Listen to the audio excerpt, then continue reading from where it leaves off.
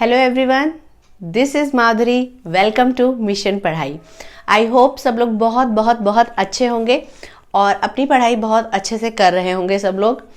आज ये वीडियो मैं 3 मंथ्स के बाद लेकर आई हूँ। क्यों लेकर आई हूँ, रीज़न क्या था कि इतने दिन तक वीडियो क्यों नहीं आई थी चैनल पे, ये ऑलरेडी मैं लास्ट वीडियो में बता चुकी हूँ। तो आप प्लीज़ उस वीडियो को देखिए और रीज़न जानिए जिसे जानना है, ठीक है। और बात सीधे पढ़ाई की करेंगे। बहुत ज़्यादा गैप हो गया, बहुत सारी चीज़ें करनी है, मुझे बहुत ज़्यादा टेंशन हो रही है ये चैप्टर वो चैप्टर कैसे कंप्लीट हो रहे हैं। बट क्योंकि आप इधर उधर पढ़ेंगे, इससे अच्छा आपको मुझसे पढ़ना है। तो जिन बच्चों को वीडियोस पसंद है वो चैनल को देखना शुरू करेंगे और अपने सारे टॉपिक्स क्लियर करेंगे। चलिए ठीक है, मैं बताती हूँ आपको। जो लास्ट वीडियो था हमारा क्लास 9th का फ्रेंच रिवॉल्यूशन जो चैप्टर है, उसका last topic growing middle class जो था वो मैंने कराया था। आज जो टॉपिक है वो है आउटब्रेक ऑफ द रिवॉल्यूशन कैसे हुआ, ठीक है, चैप्टर का। तो आप लोग अपनी बुक लीजिए एनसीईआरटी की। मैं हर वीडियो में आपसे बोलती हूँ, हमेशा बोलती हूँ, अगर आपको चैप्टर समझना है अच्छे से तो आप अपने पास एनसीईआरटी की बुक रखिए, पहले उसको एक बार रीड कर लीजिए। नहीं भी रीड करना चाहते हैं तो आप वीडियो को देखते देखते अपनी बुक रखिए और उसके जो टॉपिक्स हैं उसके साथ साथ वीडियो देखिए, आपको बहुत अच्छे से चैप्टर समझ में आ जाएगा, कोई डाउट नहीं होगा।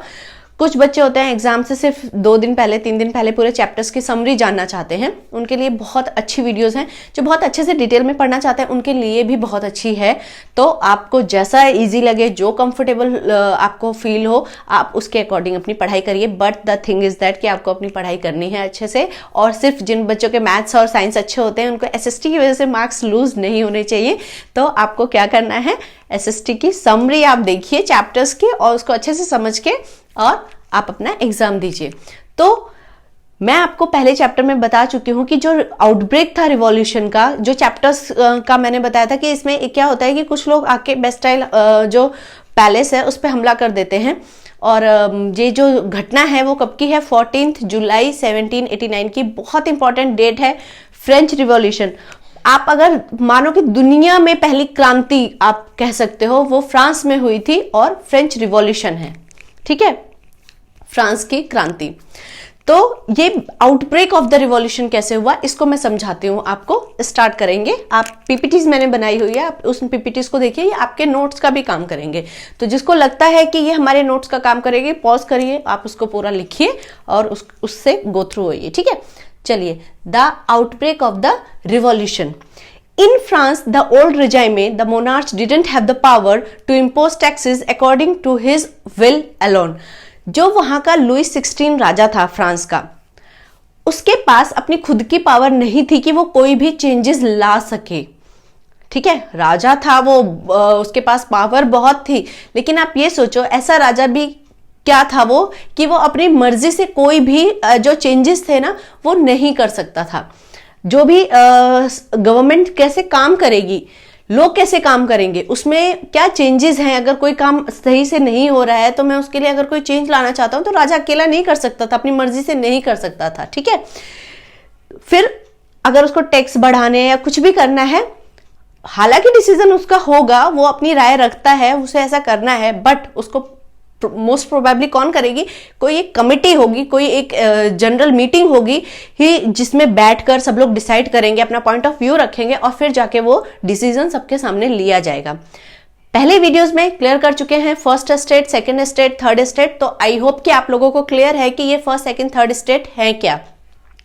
फर्स्ट सेकंड जो होते हैं ऊपर में नोबिलिटी और क्लर्जीज आते हैं, और जो थर्ड एस्टेट होता है उसमें आम लोग आते हैं। एक बार मैं फिर से बता दे रही हूँ आपको ये चीज। अच्छा, जब वो खुद डिसीजन नहीं ले सकता था तो on behalf of the Louis 16 कौन डिसीजन लेगा, तो उसने एक लोगों की एक ग्रुप बना रखा था, आप कह सकते हो एक कमेटी थी।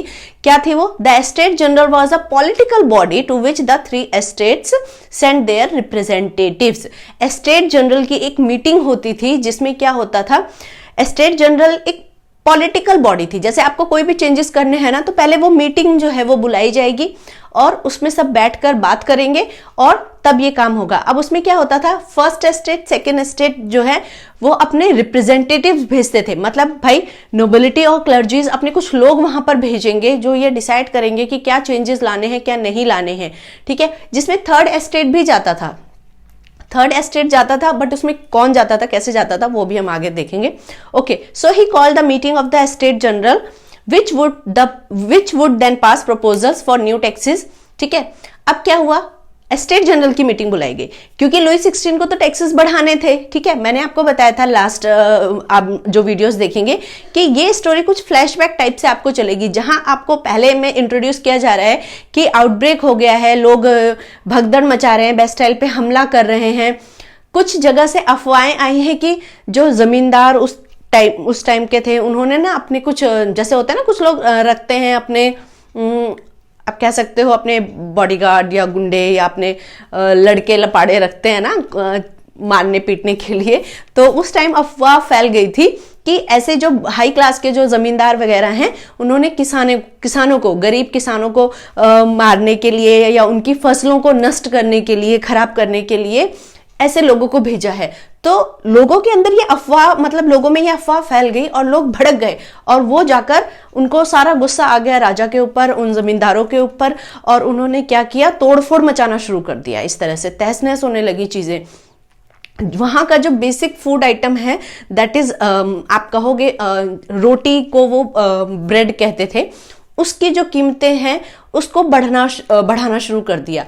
तो लोगों के अंदर ये गुस्सा जो था, मतलब गुस्सा किस चीज का, रोटी के दाम बढ़ रहे हैं, टैक्सेस बढ़ाए जा रहे हैं, ये जमींदार और ये इनके जो लोग हैं वो आके हमारी फसलों को नष्ट कर रहे हैं। ऊपर से टैक्सेस के रूप में इनसे वो भी लिया जाता था, जितना अनाज वो उगा रहे हैं उसका कुछ परसेंटेज भी उनसे ले लिया जाता था, कुछ क्या ज्यादा ही ले लिया जाता था। तो ये इन सबका जो फ्रस्ट्रेशन था लोगों के अंदर, वो सारा फ्रस्ट्रेशन उस दिन निकला वहां पर। देखते हैं आगे, देखेंगे उसमें क्या होता है। बहुत ज्यादा पैनिक नहीं होना है, ठीक है, बताती हूँ। तो इसमें क्या हुआ, टैक्सेस इंपोज करने थे लुई 16 को। क्यों इंपोज करने थे, क्योंकि उसका जो राजकोष है वो खाली हो रहा था, ठीक है। उसको क्या पैसे चाहिए था, पैसा कहां से मिलेगा, लोगों से मिलेगा। लोगों से कैसे मिलेगा, उनके ऊपर टैक्स बढ़ाने से मिलेगा। टैक्स वो खुद से नहीं बढ़ा सकता था, इसलिए उसने एस्टेट जनरल की मीटिंग बुलाई, जिसमें तीनों एस्टेट के जो लोग होते हैं वो आते हैं, अपने आप को रिप्रेजेंट करते हैं, ठीक है। अब एस्टेट जनरल की मीटिंग बुलाई गई न्यू टैक्सेस को इंपोज करने के लिए। ओके, आपसे एक क्वेश्चन ये भी पूछा जा सकता है कि लास्ट जो ये एस्टेट जनरल की मीटिंग थी वो कब हुई थी। तो यहां पे मैंने नोट कर दिया है, last time it was done in 1614, 1614 के बाद ये मीटिंग अब हो रही है, ठीक है। ओके, नेक्स्ट है कब हो रही है, डेट भी है, ऑन मई 1789 को हो रही है ये मीटिंग, ठीक है। अब देखो ये बात हो रही है मई 1789 की, जब एस्टेट जनरल की मीटिंग बुलाई गई, टैक्सेस को इंपोज किया जा रहा है। और जो आउटब्रेक ऑफ रिवॉल्यूशन हुआ है वो 14 जुलाई 1789 को हुआ है, याद रखना है आपको। मई में मीटिंग बुलाई गई है ये, जब टैक्सेस इंपोज हुए। मई से लोग भड़के हैं भाई, लोग और भी चीजों पे भड़के हुए थे पहले, फिर टैक्सेस पे भड़के। मई जून जुलाई में जाके ये आउटब्रेक हुआ था, जो आपने फर्स्ट लाइन पढ़ी है ना चैप्टर में, बिल्कुल इनिशियल में, वो या इसके बाद से शुरू हुआ है। Okay, Louis 16 called together an assembly of the estates general to pass proposals for new taxes. Clear है। Meeting was held at Versailles, important है, वर्साइल में मीटिंग हेल्ड हुई है। The first and second estates sent their representatives, कितने representatives, 300। First और second के जो लोग हैं उन्होंने अपने कितने रिप्रेजेंटेटिव सेंड किए, 300, ठीक है। द थर्ड एस्टेट, अब थर्ड एस्टेट ने कितने सेंड किए, अब ये सोचो थर्ड एस्टेट जो था वो पॉपुलेशन में भी बहुत ज्यादा था, उसने भेजे 600 member. And they are prosperous and educated. अब ये जो 600 मेंबर गए हैं वो कौन से मेंबर गए हैं, वो अच्छे खासे पढ़े लिखे भी हैं, और उसमें कुछ छोटे मोटे व्यापारी हैं, टीचर हैं, एडवोकेट हैं, ठीक है। अब ये वो वाला मिडिल क्लास नहीं रह गया है जिसको जो एजुकेटेड नहीं है, जिसके पास काम के लिए नहीं है, जो एकदम भुक्खड़ है, गरीब है, वो वाला स्टेट नहीं है। अब ये थोड़ा सा एजुकेटेड हो गया है, इसको अपने राइट्स के बारे में थोड़ी सी जानकारी होने लगी है, क्योंकि वो लोगों के बारे में भी सुन रहा है और देश के बारे में, या उसको ये भी पता है कि ये अगर मेरे साथ गलत हो रहा है तो ये मेरे साथ अन्याय हो रहा है ना। देखो टीचर्स और एडवोकेट्स जो होंगे, या एक एजुकेटेड पर्सन जो होगा, उसको इतना पता होगा कि मेरे राइट्स क्या होने चाहिए एज अ ह्यूमन, मेरी जो लाइफ होनी चाहिए वो डिग्निटी की होनी चाहिए, रिस्पेक्टफुल होनी चाहिए, ठीक है, राजा अपनी ही मर्जी से हम पर कुछ भी थोपता जाए, ये नहीं होना चाहिए। तो यहाँ पे वो प्रॉस्पेरस है, एजुकेटेड पीपल हैं, ठीक है।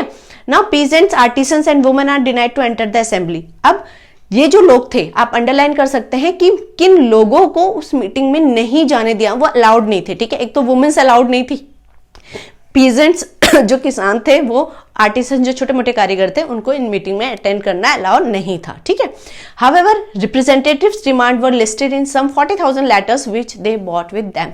और जो थर्ड एस्टेट के 600 मेंबर थे, उन्होंने कितने 40,000 लेटर्स, मतलब लोगों की राय, क्या होना चाहिए क्या नहीं होना चाहिए, इन सब की उन्होंने जो पूरी लिस्ट थी वो इन लेटर्स में लिख के दी। अब क्या हुआ, a big democratic change. Heading क्या है हमारी, अ बिग डेमोक्रेटिक चेंज आया। कैसे भाई, डेमोक्रेटिक मतलब क्या है, डेमोक्रेटिक मतलब लोकतंत्र है। एक लोकतंत्र का जो बदलाव आया वो लोगों में कैसे आया, लोग एकदम से मतलब उतावले हो गए कि हमें तो हमारा शासन चाहिए, राजा का शासन नहीं चाहिए, चीजें हमारे अकॉर्डिंग होंगी, राजा के अकॉर्डिंग नहीं होंगी। Okay, in the past voting in the state general had been conducted according to the principle that each state had one vote. पहले अब तक की जितनी भी स्टेट जनरल की मीटिंग होती थी उसमें हर पर्सन का एक वोट काउंट होता था। Okay, this time to Louis 16 was determined to continue the same practice. Louis 16 ने इस बार भी सेम चीज को कंटिन्यू रखा कि हर पर्सन का एक ही वोट होगा। But members of the third estate demanded that now voting will be conducted by the whole assembly where each member would have one vote. देखो पहले क्या होता था, each estate had one vote, ठीक है, एस्टेट का एक वोट माना जाता था। अब देखो जो दोनों आ रहे हैं, एस्टेट मतलब फर्स्ट एस्टेट और सेकंड एस्टेट के मिला के 300 लोग हैं, ठीक है, और जो थर्ड एस्टेट है उसके टोटल 600 लोग आए हैं। तो जो 600 लोग थे उनके वोट्स को काउंट नहीं किया जाता था, ठीक है। अब उन्होंने डिमांड रखी कि जो थर्ड एस्टेट आएगा वो जो होल असेंबली मतलब पूरे असेंबली में जितने लोग हैं वहां पर उनको भी काउंट किया जाएगा। दैट मीन्स अगर वो 600 आए हैं तो उनको 600 वोट काउंट किए जाएंगे। ऐसा नहीं है कि फर्स्ट और सेकंड तो हाई क्लास हैं, उन्हीं के वोट्स को मान लिया जाएगा, ठीक है। लुइस 16 चाहता था कि फर्स्ट और सेकंड जो स्टेट है सिर्फ उन्हीं को प्रायोरिटी बेसिस पे लिया जाए, उन्हीं की राय को लिया जाए।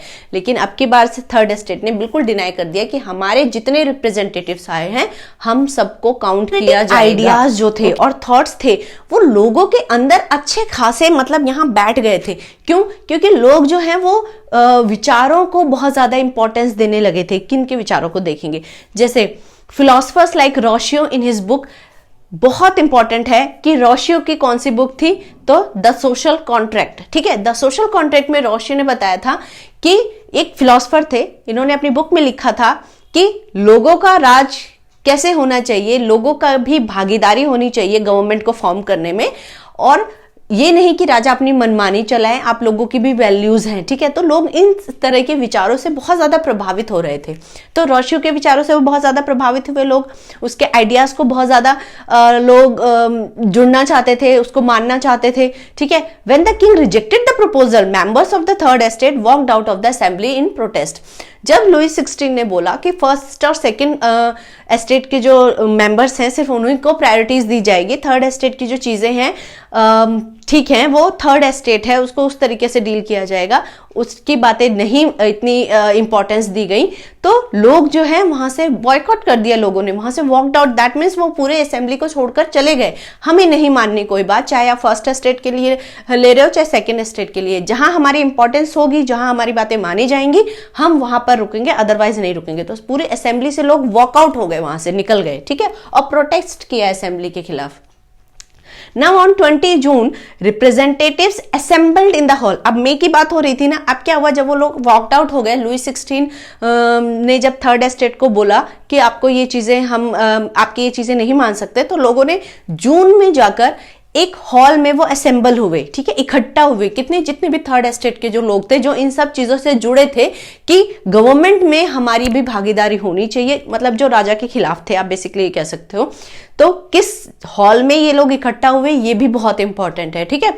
तो आप डालेंगे यहाँ पे in the hall of an indoor tennis court in the ground of Versailles में एक टेनिस कोर्ट था, इंडोर, ठीक है, अंदर बंद, वहां पर इन्होंने एक मीटिंग हेल्ड की जहां पे सारे लोग असेंबल हुए। दे डिक्लेयर्ड, अब वो क्या बहुत ज्यादा फ्रस्ट्रेट हो गए, राजा कुछ नहीं कर रहा है हमारे लिए, उसने तो हमारी बात ही माननी छोड़ दी, सेकेंड स्टेट और फर्स्ट स्टेट के लिए इंपॉर्टेंस दे रहा है, थर्ड स्टेट को उसने कुछ भी नहीं समझा है। तो अब इन लोगों ने क्या किया, वो उस इंडोर टेनिस कोर्ट में इकट्ठा हुए वर्साइल में, और उन्होंने खुद को डिक्लेयर कर दिया, they declare themselves on national assembly, उन्होंने अपने आप को क्या नाम दिया, नेशनल असेंबली का।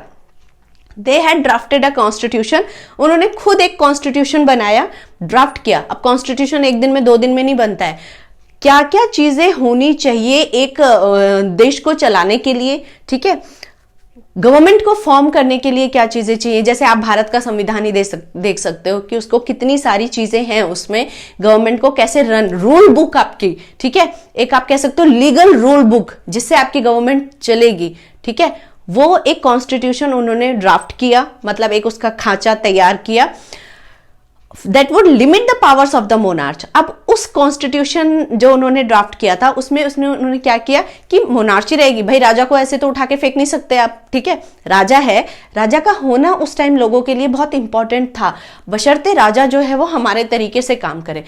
उस कॉन्स्टिट्यूशन को जिन्होंने ड्राफ्ट किया था उसमें क्या हुआ कि अब उसने जो राजा थी उसकी जो राइट्स थे आप कह सकते हो उसको लिमिट कर दिया, ठीक है, would limit the powers of monarch, मतलब राजा हर डिसीजन नहीं ले सकता। जैसे राजा ने बोला ना फर्स्ट और सेकंड स्टेट को प्रायोरिटी दी और थर्ड स्टेट को बोल दिया नहीं, ऐसा कोई जरूरी नहीं है कि आपकी बातें मानी जाएंगी। वो 40,000 लेटर्स लेके गए थे, लिस्ट लेके गए थे, उसको मानने से मना कर दिया। तो ये वाली जो चीज थी ये राजा अपनी मर्जी से नहीं कर सकता है, अगर उसे चेंजेस करने हैं, टैक्सेस इंपोज करने हैं, कोई चीज करनी है, बढ़ानी है, उसमें हमारी भागीदारी भी जरूरी है, ठीक है। ऐसा नहीं वो अपने ही लोगों को इकट्ठा करके 4 लोगों से बात करके नाम के लिए हमें बुला लिया और कर लिया, ऐसा नहीं होगा, वो पावर्स को लिमिट करेगा मोनार्च की, ठीक है। दे वर लेड बाय मिरेबियो एंड एबेसियस, ठीक है, ये लोगों के नाम हैं मिरेबियो और एबेसियस, आप पूरा पढ़ेंगे तो आपको पता चलेगा। मिरेबियो जो था वो बहुत एक अच्छी खासी फैमिली से था, आप कह सकते हो नोबल और क्लर्जीज जो लोग होते हैं ना अच्छे फैमिली के, उसी में से एक थे, लेकिन वो क्या थर्ड एस्टेट का फेवर करते थे। देखो आप ये नहीं कह सकते फर्स्ट और सेकंड एस्टेट में सारे ही लोग खराब हैं, सारे ही लोग राजा की बात मानते हैं, है ना, कुछ लोगों के अंदर बाकी लोगों के लिए भी सिंपैथी होती है, वो जानते हैं कि क्या सही है क्या गलत है, चाहे वो राजा है चाहे वो आम जनता है, ठीक है। तो favour of third state and delivered a powerful speech at Versailles court, Versailles court में वो उन थर्ड स्टेट के लोगों के साथ थे, उन्होंने एक बहुत अच्छी स्पीच दी जिससे लोग बहुत मोटिवेट हुए कि हाँ हमें मोनार्ची के खिलाफ लड़ना है, मोनार्ची रहेगी, वो काम करेगी, बट किसके अकॉर्डिंग काम करेगी, हमारे अकॉर्डिंग काम करेगी। Abbassius originally was a priest and wrote an influential pamphlet called What is the Third Estate। Abbassius कौन थे, पूछ सकता है 1 मार्क्स में कि एक प्रेस्ट थे, है ना, फादर जो भी होते हैं चर्च वगैरह में, ठीक है। और इन्होंने एक बहुत पैम्पलेट जो होता है ना जो बांटा जाता है प्रचार के लिए, उसमें उन्होंने बताया कि थर्ड एस्टेट क्या है बेसिकली। तो थर्ड एस्टेट में उन्होंने उजागर किया कि वो पढ़ा लिखा वर्ग है जो आपकी सोसाइटी में एक बहुत इंपॉर्टेंट भूमिका निभाता है, ठीक है, okay. While National Assembly was busy at Versailles drafting Constitution, France faced turmoil। अब जब ये सारे लोग जो हैं इंडोर स्टेडियम में इकट्ठा होके और क्या कर रहे थे, ये कॉन्स्टिट्यूशन ड्राफ्ट कर रहे थे, ये सारी चीजें कर रहे थे, आप ये सोचो कि जो लोग हैं, मतलब ये तो इंडोर स्टेडियम में इकट्ठा हुए हैं, ये सारे लोग कर रहे हैं, ये एक दिन का काम नहीं है कि एक दिन में गए या वो किए, यहाँ पे जो आदमी जो लोग हैं, जो मेल कैटेगरी है वो वहां जाके इन चीजों को कर रही है, और जो फीमेल कैटेगरी है वो वहां पर फ्रांस में मतलब अपने घरों में लोग जूझ रहे हैं एक बहुत बड़े परेशानी से, बहुत बड़ी विपदा से जूझ रहे हैं वो लोग। कैसे कि ब्रेड्स के दाम बढ़े हुए थे, लोग परेशान हैं, औरतों को लंबी लाइनें लगानी पड़ रही हैं ब्रेड को लेने के लिए, जमाखोरी हो रही है, राशन वगैरह जो है वो लोगों राजा के जो लोग हैं उन्होंने बंद कर रखा है, वो लोगों को डिस्ट्रीब्यूट नहीं कर रहे हैं जो भी उसको डिस्ट्रीब्यूट करना चाहते हैं, है ना। तो ये सारी चीजें चल रही थी, फ्रांस एक बहुत बड़ी परेशानी से जूझ रहा था। ओके, नाउ नेक्स्ट है फ्रांस किन किन चीजों से जूझ रहा था वो देखते हैं। हार्ड विंटर, एक तो बहुत ज्यादा सर्दी पड़ रही थी उस टाइम, ठीक है, और उस ज्यादा सर्दी की वजह से जो फसल थी वो खराब हो चुकी थी। जब फसल खराब हो चुकी थी तो ऑब्वियस है जो वहां के किसान है उनके पास अपना खाने के लिए ही नहीं है, तो राजा को कहां से देंगे वो सारी चीजें। ठीक है, प्राइस ऑफ ब्रेड रोज, मतलब जो ब्रेड के प्राइसेस थे वो बढ़ गए हैं। मैंने बताया कि उनके जो बेसिक फूड था वो ब्रेड है। ठीक है, bakers exploited the situation and hoarded supplies, जो बेकर्स थे जो रोटी को सप्लाई कर रहे थे उन्होंने जमाखोरी की हुई थी, आगे वो दे नहीं रहे थे लोगों को। ठीक है, और क्यों नहीं दे रहे थे कि जब बहुत ज्यादा दिक्कत आ जाएगी तो उसके प्राइस को बढ़ा देंगे। भाई जब किसी चीज की डिमांड बहुत ज्यादा है, आप उसको जब बाहर निकालोगे सामान को, अब उसको ज्यादा प्राइस में दोगे तो लोग लेने को तैयार हैं क्योंकि वो जरूरी है। और जब लोगों के पास पैसा भी नहीं है तब भी आप उसे ज्यादा प्राइस में दे रहे हो तो फिर लोग बहुत ज्यादा फ्रस्ट्रेट हो गए हैं। ठीक है, now crowds of angry women stormed into the shops. अब औरतें ही हैं वहां पर भाई, बाकी लोग तो वहां जाके टेनिस कोर्ट में अपना कॉन्स्टिट्यूशन वगैरह ड्राफ्ट कर रहे हैं, घर को कौन संभाल रहा है, औरतें संभाल रही हैं। उन्होंने क्या किया, शॉप्स पर जाके तोड़ा फोड़ी और वहां जाके हंगामा करना शुरू कर दिया। ठीक है, king order troops to remove into the Paris, और राजा ने अपने जो ट्रूप है, पूरी जो सेना है उसको क्या दिया कि आप पेरिस में जाओ, मतलब जाके वहां पे लोगों को कंट्रोल करो, है ना, जो भीड़ है जो ये सारी चीजें कर रही है। तो लोग बहुत ज्यादा परेशान है कि ये राजा के लोग हैं जो हमारे ऊपर अत्याचार कर रहे हैं। ठीक है, on July 14 agitated crowd stormed and destroyed the Bastille. अब लोगों की जो परेशानियां है ना उसका एकदम आप कह सकते हो ना, एक जो अंदर ही तूफान था वो एक्सप्लॉइट हो गया, धमाका हो गया, और लोगों के अंदर जो सहन शक्ति थी वो टूट गई और लोगों ने जाके हमला शुरू कर दिया राजा के ऊपर ही। तो बेस्टाइल पैलेस पे हमला हुआ 14 जुलाई को। ठीक है, ये जो था ये main outbreak of the revolution basically यही है। तो क्वेश्चन आंसर्स जो आपके अगर आपसे पूछा जाएगा ना, क्वेश्चन में पूरा अच्छा खासा लॉन्ग आंसर आता है कि what are the causes of the outbreak of the revolution. तो ये जितने भी मैंने आपको पॉइंट्स बताए हैं ना, ये सब पॉइंट्स पढ़िए और इनको अच्छे से लिख डालिए। बहुत लंबे नहीं है, आपको सिर्फ समझाने के लिए मैंने इतना लंबा बोला है। टॉपिक्स बहुत आसान है, इसके आप नोट्स बनाएंगे, बहुत ईजी है। ये आज का टॉपिक था।